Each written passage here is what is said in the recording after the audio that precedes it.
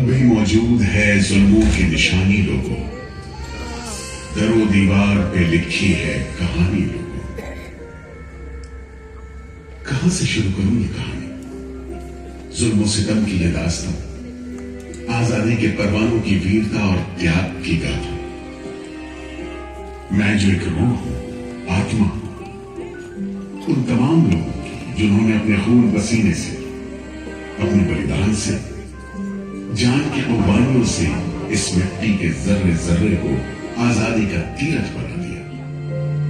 मैं गवाह हूं उस जुल्म का जो यहां आदम के बेटों ने आदम के बेटों पर बेरहमी से ढाया। सदियों से मैं इसी जगह मौजूद हूं। मेरे सीने में दफन है वो सारी कहानियां जिन्होंने इन हरे भरे खूबसूरत टापुओं को वो खौफनाक नाम दिया, काला पानी।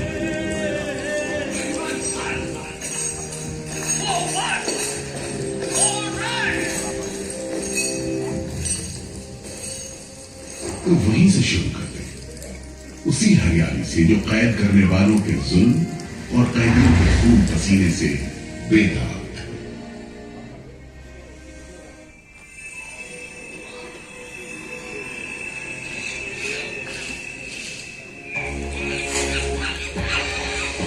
कहते हैं अंडमान द्वीप समूह का नाम रामायण के प्रतापी वानर देवता अंडमान यानी हनुमान के नाम पर रखा गया।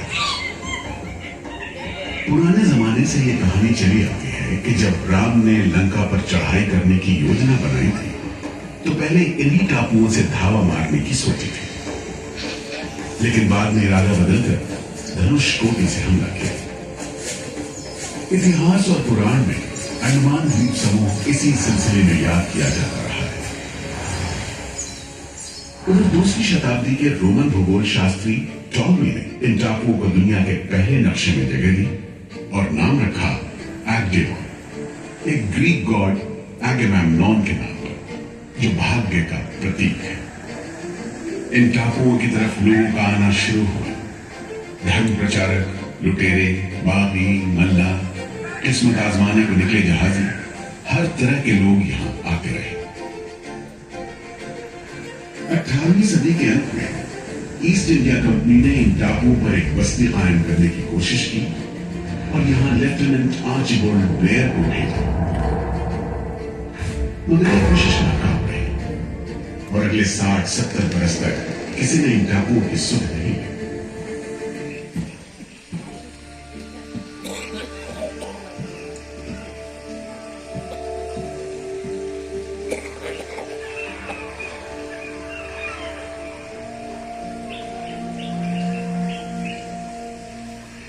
प्राकृतिक खूबसूरती और शांत समुद्र के बीच जिंदगी की खामोश लहरें उठती और बैठ जाती।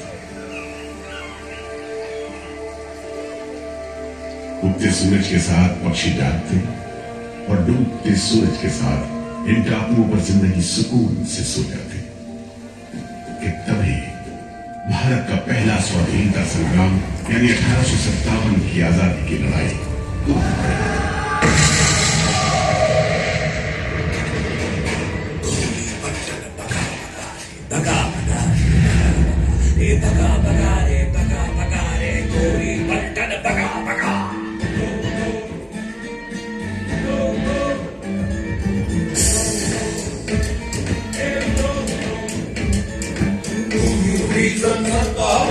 मंगल पांडे की ललकार,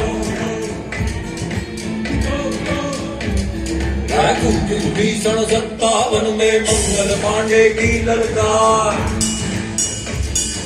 करो भारत छोड़ो, जाओ अपने देश से बाहर। रानी झांसी कब्जा तो पे नाना जी दिल्ली दरबार। उड़ो उड़ो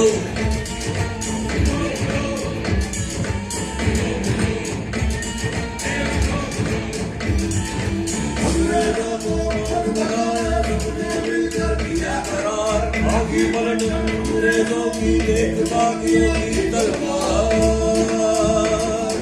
गोली मशाले आजादी की तो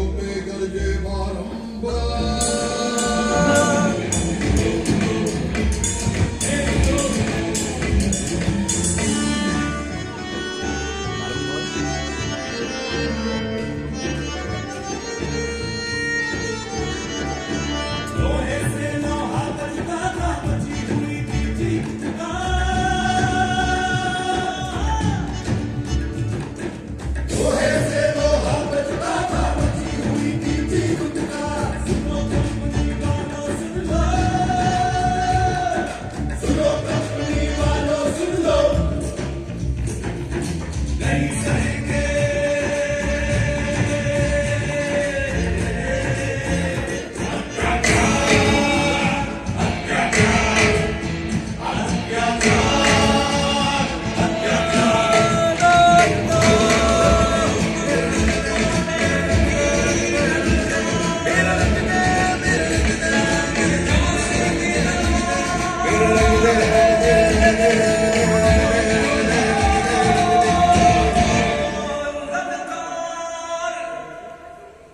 जल्द ही बगावत की लपटों की तपिश शान पड़े अंडमान द्वीप समूह पर पड़ने वाली थी।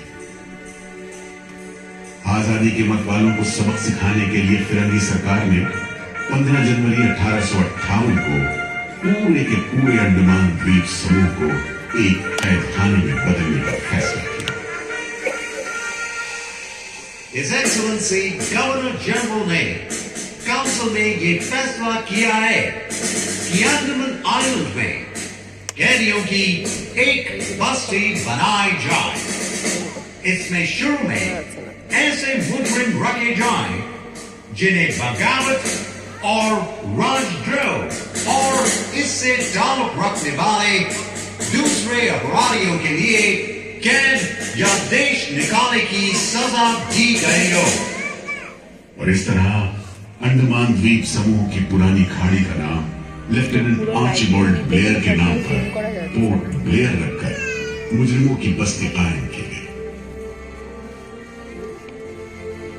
सन 57 के वीरों के नक्शे कदम पर कुछ ही साल बाद अंडमान की धरती पर पैर रखे वहाबी आंदोलन के राजनीतिक 1860 से 1872 के बीच बहुत से वहाबी आंदोलनकारी अंडमान भेजे गए। सरहदी सूबे का रहने वाला एक पठान शेर अली आफरीदी भी अंडमान में उस समय उम्र कैद की सजा काट रहा था और अंग्रेजों से बदला लेने के लिए मौके की तलाश में था।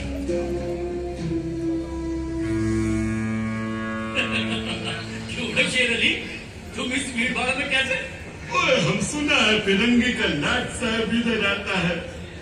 हम भी देखने आया है जुल्म करने वाले का सरदार कैसा दिखता है।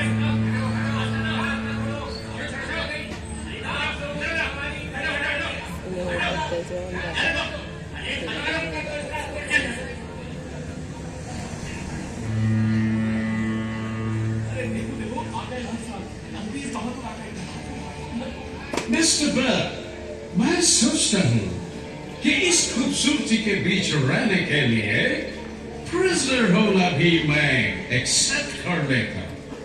Yes, indeed.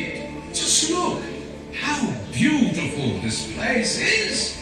ये प्रिजनर लोग इस खूबसूरती को नहीं देखते, वरना इस टापू को प्रिजन नहीं स्वर्ग समझते। यस सर, आप ठीक कहते हैं। इधर आइए प्लीज। हम तुमको खत्म करने का फिरंगी तालीम और के साथ इन लोग को हैवानी सुलूक करता है, हम बर्दाश्त नहीं करेगा।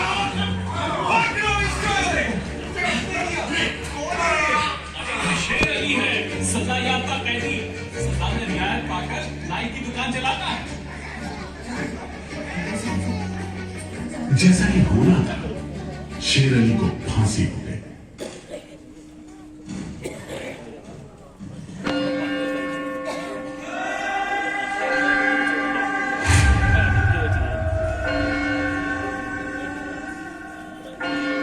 शायद इसी घटना का असर था कि ब्रिटिश सरकार ने कैदियों के साथ और भी कड़ाई बरतने के बारे में गंभीरता से सोचना शुरू किया। नतीजे के तौर पर सन 1896 में पोर्ट ब्लेयर की खौफनाक सेमिनर जेल का काम चीफ कमिश्नर केविन और इंजीनियर मैक्विन की निगरानी में शुरू हुआ। यूरेनस मैक्विन, आपकी जांच पूरी हो गई? यस सर, हमने पूरा टापू का मुआयना कर लिया है। तो आपके हिसाब से जेल कहाँ बनेगी? मेरा राय में जेल इसी जगह बने तो अच्छा रहेगा सर। इस पहाड़ी पर? यस सर, हम इस पहाड़ी को ईस्ट का तरफ ऊपर से काट कर समुद्र से 60 फीट की ऊंचाई पर मैदान बना देगा। इससे दो फायदा होगा। जेल के लिए जगह निकलेगा और पहाड़ी खाने से जो मिट्टी निकलेगा उससे हम नीचे का दलदल को भरकर ऑफिसर्स के लिए टेनिस एंड क्रिकेट खेलने का मैदान, इवन जिमखाना क्लब भी बना सकता सर। तय हुआ कि 5 लाख रुपए की लागत से पोर्ट ब्लेयर की इस पहाड़ी पर जेल बनेगा। फॉरेन कारीगरों के अलावा 600 कैदियों को काम पर लगा दिया गया। इस जेल में एक वक्त में 700 कैदियों को बंद रखा जा सकता है। योजना के अनुसार जेल के बीचों बीच एक मीनार बनाई जाती थी, जिसकी 7 दिशाओं में 7 खंड किसी सितारे की भुजाओं की तरह निकले होंगे। हर खंड में 3 मंजिलें बनाई जानी थी और 7 खंड में कुल मिलाकर 698 कोठरियों का निर्माण हुआ। ईंटों की ढुलाई के लिए ट्रेन की 5 मील लंबी पटरी बिछाई गई। इमारत बनाने के लिए ढेर सारे सामान बर्मा से मंगवाए गए। जेल को बनाने में कोई 3 करोड़ ईंटें इस्तेमाल की गई। इंसानी खून पसीने की तो कोई गिनती ही नहीं।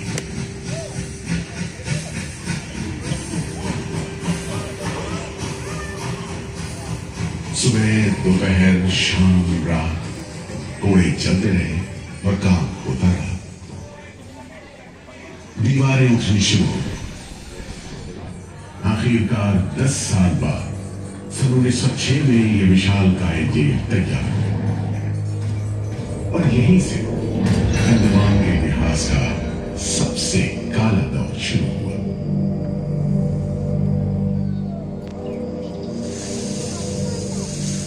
हाँ, सच कहते हो। आज भी उस दौर को याद करके झुरझुरी सी हो जाती है। मैं पुराना पीपल का पेड़ जेल खाना बनने के इस लंबे अरसे में हर रोज अपनी जान की खैर मनाता रहा, क्योंकि इस पहाड़ी पर उगे हुए घने जंगल